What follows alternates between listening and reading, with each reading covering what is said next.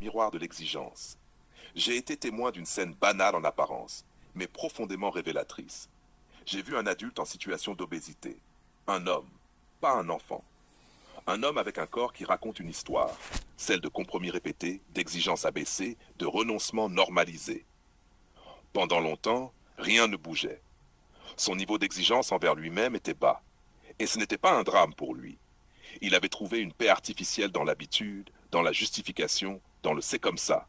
Puis un autre homme est arrivé. Un homme différent. Pas parfait, mais droit.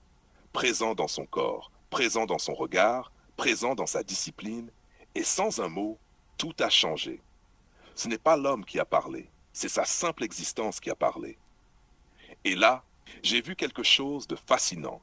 Cet adulte a décidé de perdre du poids. Pas parce qu'il s'aimait soudainement, pas parce qu'il avait compris quelque chose de profond, mais parce qu'un miroir vient d'être placé devant lui. La comparaison est violente pour celui qui s'est longtemps menti. Avant, il n'y avait pas de problème. Pourquoi? Parce que tout le monde autour lui ressemblait. Parce que personne ne lui rappelait ce qu'il aurait pu être. Mais dès qu'un homme exigeant entre dans la pièce, le mensonge devient insupportable. Et c'est là que la scène devient intéressante. Au lieu de se transformer intérieurement, au lieu d'accepter la leçon silencieuse, au lieu de dire « cet homme m'oblige à me regarder en face », il est devenu méchant. Pas immédiatement, d'abord subtilement. Des regards, des soupirs, des pics déguisés en humour. Puis j'ai vu son visage changer. Un visage que je n'avais jamais vu auparavant. Un visage dur, contracté, chargé de ressentiment. Le visage de la haine. Je veux être très clair ici. Je ne dis pas que l'obésité et la haine sont liées. Ce serait faux et ce serait lâche. Ce que je dis est plus dérangeant que ça.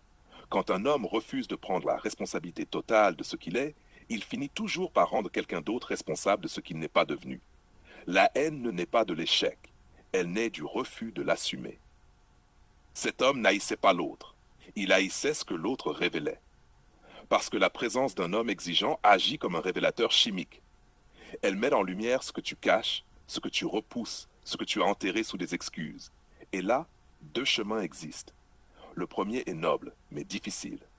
Tu te tais, tu observes, tu travailles, tu changes vraiment. Le second est plus courant.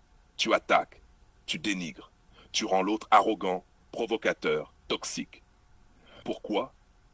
Parce qu'admettre la vérité te coûterait ton confort intérieur. Beaucoup de gens préfèrent haïr plutôt que grandir. Et ce mécanisme ne concerne pas que le poids. Le poids n'est qu'un symptôme visible. C'est la même chose avec.